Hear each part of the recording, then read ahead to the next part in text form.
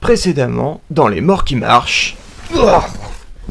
Donc, je viens de recevoir un énorme colis qui nous vient de Cryptozoic Entertainment et il s'agit de Walking Dead No Sanctuary, un nouveau jeu de plateau, pas un jeu de figurines, mais avec des figurines, qui est fait par Cryptozoic Entertainment et conçu par les frères je sais plus quoi, on va regarder sur la boîte, mais enfin bref, c'est les mêmes mecs qui avaient fait le jeu de cartes Warhammer pour Warhammer Quest pour Fantasy Flight. Donc, sans plus attendre, on va voir ce qu'il y a à l'intérieur.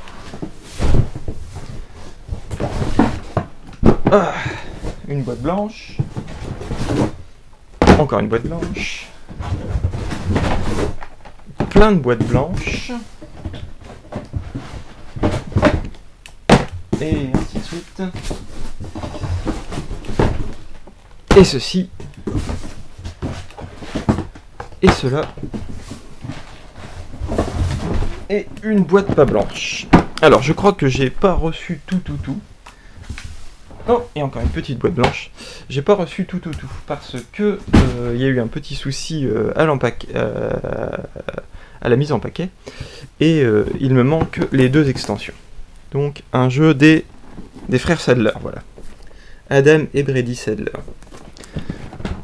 Donc c'est un jeu purement coopératif, mais avec une mécanique que je trouve très originale, de tension de groupe, en fait, qui fait que même si on joue tous ensemble, il y a des fois où on est amené à désobéir au leader, parce qu'il y a un leader dans le jeu, et pas forcément pour foutre le Bronx, ça va être parce que des fois on est en désaccord avec les décisions du leader, ou parce que des fois on n'a pas on n'a pas en main ce qui nous permettrait d'aider le leader à accomplir cet objectif.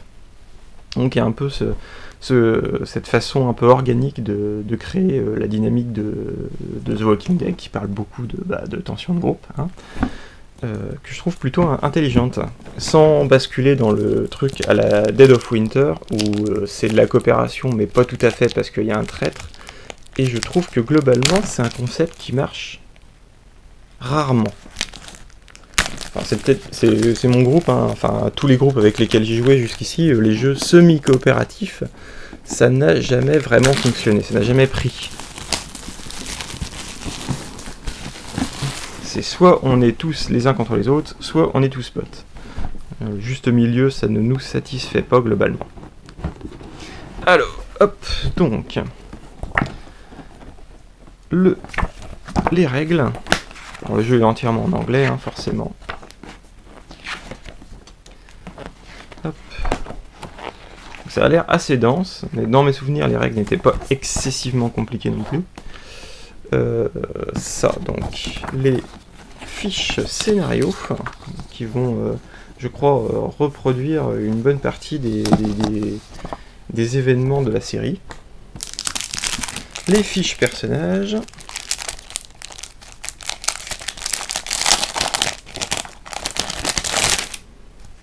Donc, Andrea, Rick, Daryl, Glenn, Merle, Dale, T-Dog, Shane, et donc des hors-la-loi, des inconnus, et ça c'est une fiche de suivi de scénario, j'imagine. Donc on a de la tuile qui représente des paysages apocalyptiques.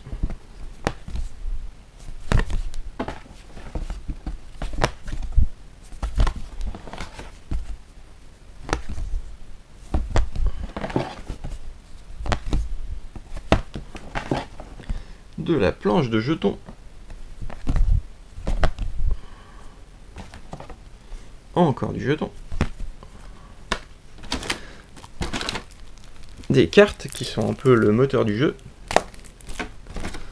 Encore des cartes. Des jetons qui sont tombés au fond de la boîte. un système de triage pour les cartes qui a souffert du voyage. C'est pas très grave. Il y a de fortes chances pour que j'en imprime un maison avec mon imprimante 3D. Donc des dés customisés.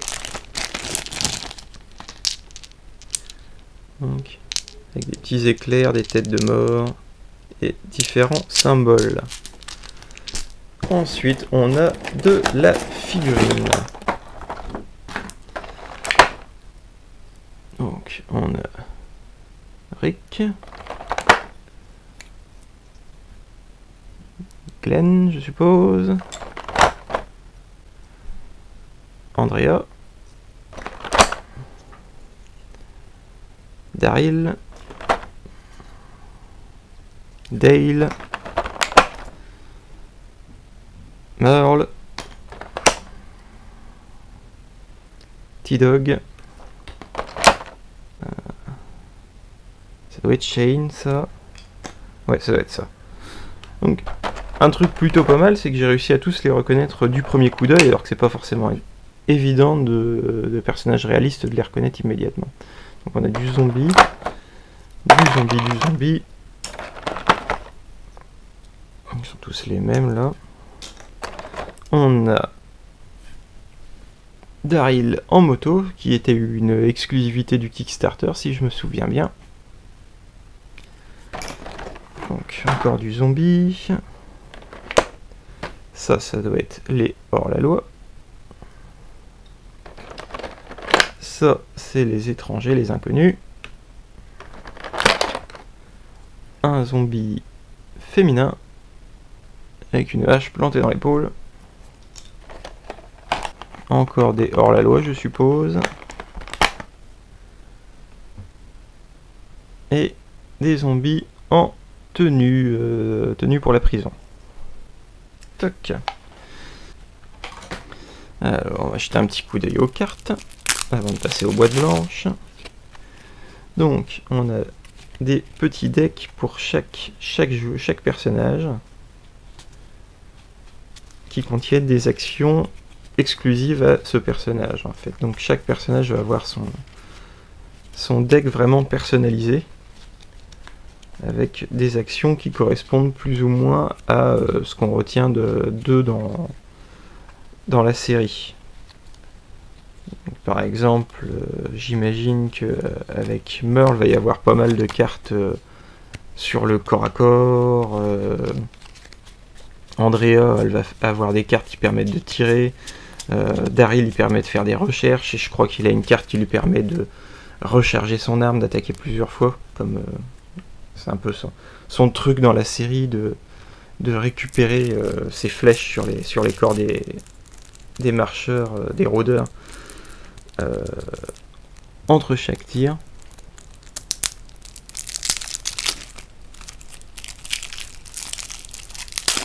Tac.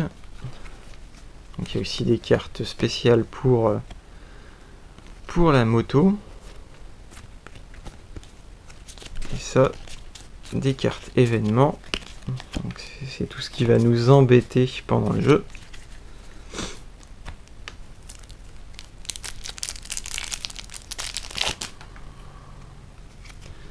Cartes plan qui vont nous dire comment installer le jeu, j'imagine.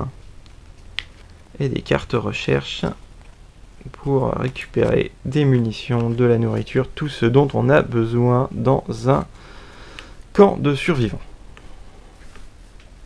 Ensuite, qu'y a-t-il dans la plus petite des petites boîtes? Donc là, on est dans les add-ons du Kickstarter, j'imagine, l'extrait du goal, etc. Donc, on a dans cette boîte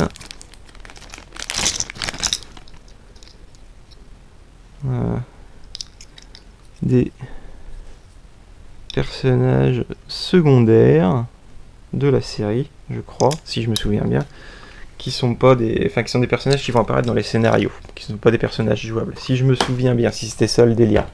J'avoue, le Kickstarter, c'était il y a déjà plus d'1 an, donc on a tôt fait d'oublier tous les trucs qu'on a débloqués, qu'on a eu en plus, etc. Donc on a scénario Days Gone By. Ensuite avec des tuiles supplémentaires. Alors je crois que ça c'est le scénario solo qu'on peut faire, où on va jouer Rick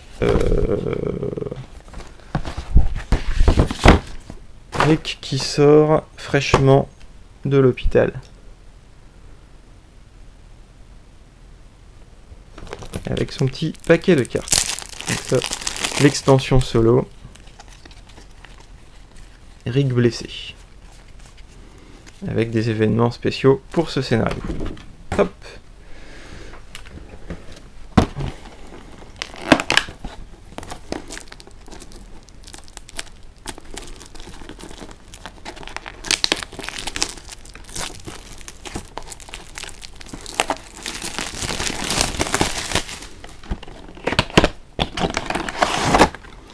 Donc on a des jetons en 3D pour améliorer le visuel du jeu.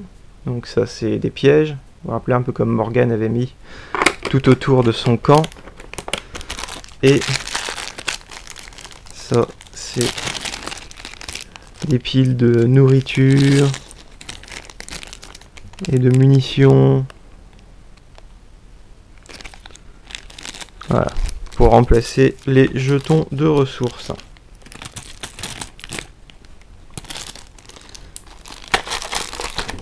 Hop. Ensuite,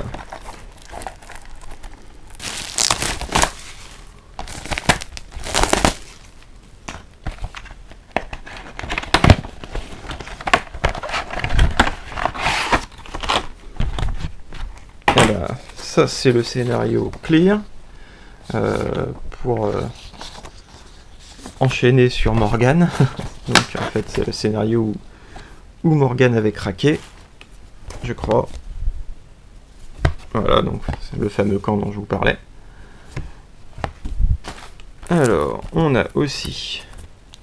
Ah, on a une fiche pour jouer Merle en tant qu'ennemi, ce qui est tout à fait légitime. Et des éclaireurs du camp de Woodsbury. Hop. Et bien sûr, un paquet de cartes pour jouer Morgan.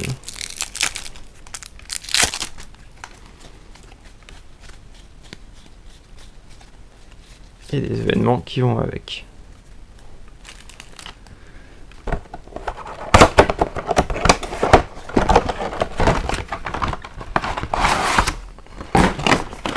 Better Angels. Alors si je me souviens bien, c'est le jeu, le scénario spécial où on joue en 1 contre 1 et non pas en coopératif. Donc où on va jouer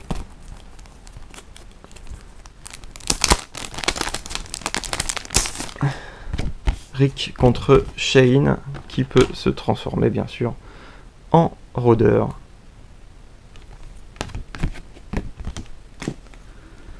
Pour reproduire bien sûr cet événement de la série.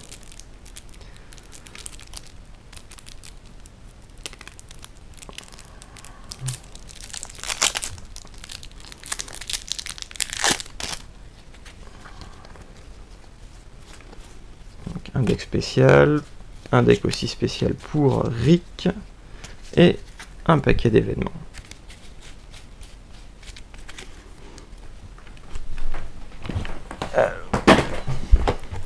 Encore une petite boîte, que va-t-elle contenir?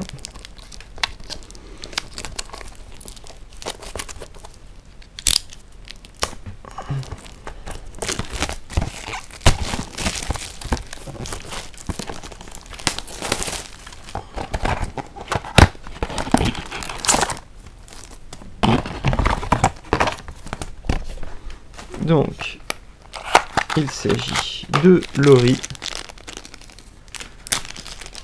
qui rejoint les personnages jouables du jeu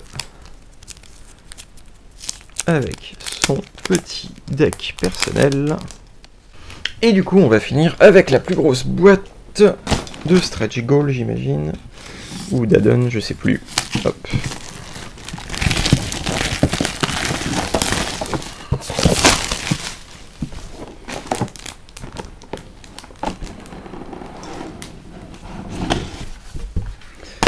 Donc, l'arène de Woodbury, un nouveau scénario, Fort Benning, Made to Suffer, Fort Benning, Fort Benning, Fort Benning. Donc, check.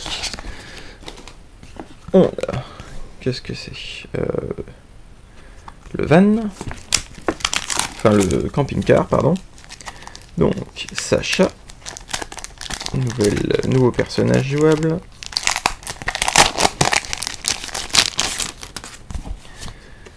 Le gouverneur,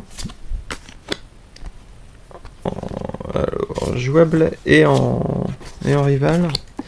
Alors Morgan, habitant de Woodsbury, et Glenn et Maggie. Donc, encore des tuiles, toujours des tuiles. Check.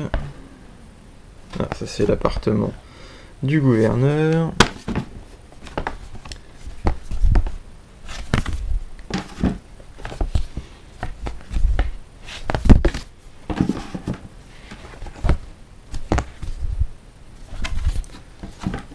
Selon les scénarios, en fait, les cases vont représenter des échelles différentes. Des fois, ça peut être quelques kilomètres carrés de campagne, et d'autres fois, ça va être la taille d'un appartement. Donc,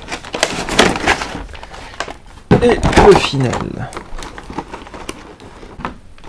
Donc, on a le camping-car de Dale. Avec 2-3 petites pièces à assembler. Hop. Bon, il faut remettre de la colle là, avec tout ça. Donc ça attendra. Hop. Ensuite, on a le gouverneur, je suppose.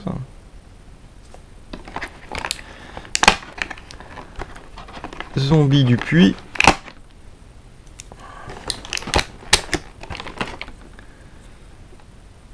Zombie en deux.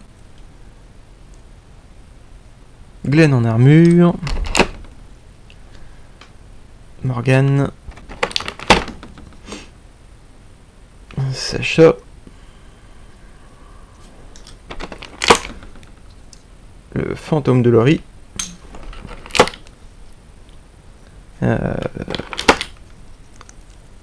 Les zombies de Mission, que j'ai pas encore, vu qu'elle est dans une des extensions que j'ai pas encore reçues.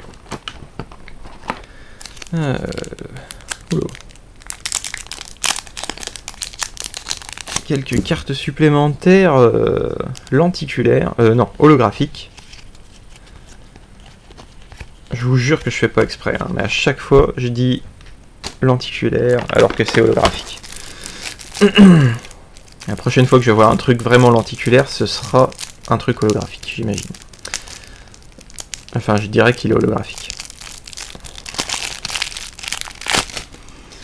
Donc, alors, carte de personnage. Oula. Son potrier. Ah, en mode PVP. Ah oui, c'est vrai qu'il y a un mode PVP qui était avec un stretch goal. Donc, Survivor Morgan, le gouverneur, Sacha. Un rappel de règles, enfin de séquence de tours, vision de Laurie et tout un tas d'événements. Donc voilà, c'était le premier colis Walking Dead No Sanctuary. Donc je vais recevoir un second qui contiendra les deux extensions qui me manquent, qui sont consacrées à la ferme d'Herschel et à la prison. Hop. Rebonjour, on est à peu près 2 jours, 3 jours après, et j'ai reçu le reste du colis.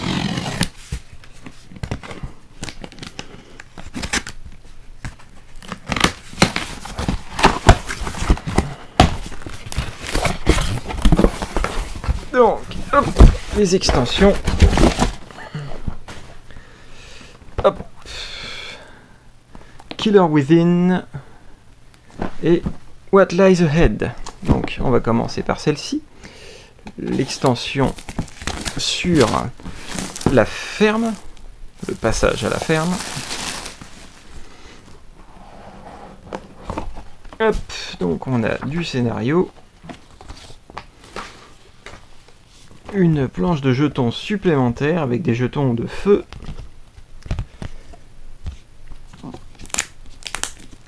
des nouveaux personnages,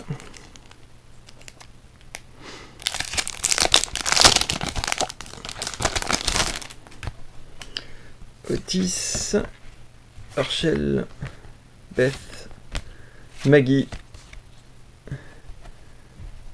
et des rivaux, des ennemis. Donc on a la ferme avec un coin d'autoroute, une portion de ville, cabane dans la forêt, ça me dit quelque chose. Hop, toc, un bout de ville, une église perdue dans la forêt, ça aussi ça me dit quelque chose. Donc j'imagine c'est la maison d'Herschel et un camp, on va dire en quelque sorte. Hop. Donc on a ça, c'est Beth, Herschel, Maggie et Otis. Ensuite on a des zombies enflammés. Et ça, c'est les fameux ennemis, les rivaux. J'imagine ça doit être le groupe de personnages que Rick croisait dans un bar.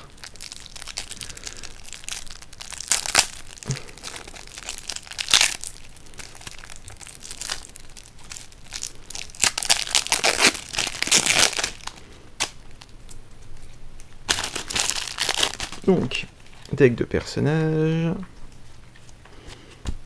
Maggie. Herschel. Otis. Référence pour les zombies en feu, les rôdeurs en feu, et tout un tas de piles de cartes événements qui vont correspondre aux scénarios différents offerts, enfin proposés dans la boîte. Hop. Donc celle-là, The Killer Within, qui parle de la prison, l'arc de la prison.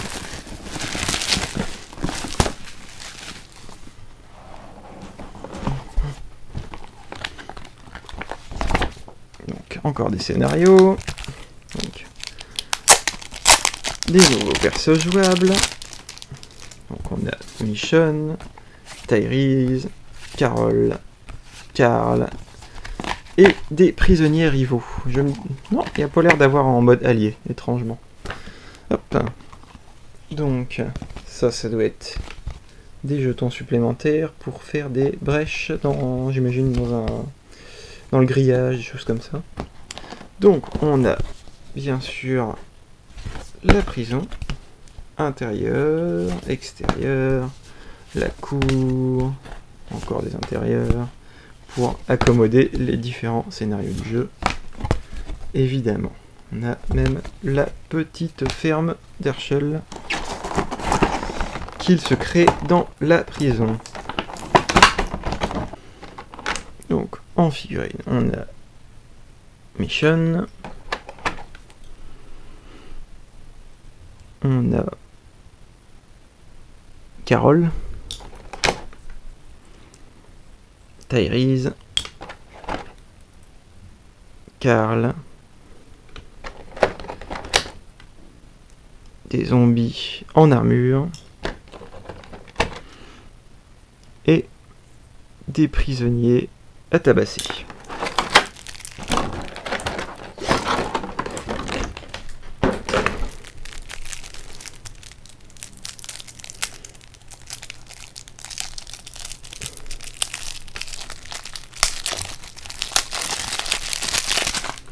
Donc, les cartes pour Karl.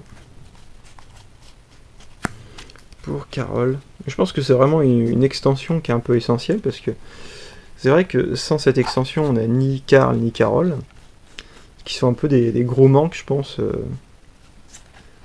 pour la boîte de base. Donc, je comprends par exemple l'absence de Michonne et Tyrese, parce que c'est des personnages qui interviennent plus tard dans la série, mais Carol et Karl sont vraiment des éléments fondateurs de la série, j'ai envie de dire. On les trouve quasiment derrière depuis les premiers épisodes. Et tout un tas de cartes événements, encore une fois, en rapport avec les événements du film. Donc voilà, c'est l'unboxing complet de tout ce que j'ai en Walking Dead No Sanctuary, en espérant que le jeu aura suffisamment de succès en boutique pour que d'autres extensions se fassent. J'aimerais bien avoir des extensions qui parlent de l'arc de Negan, et bien sûr avoir mes personnages préférés, tels que Eugene et Abraham. Donc voilà. Sur ce, je vous dis à la prochaine.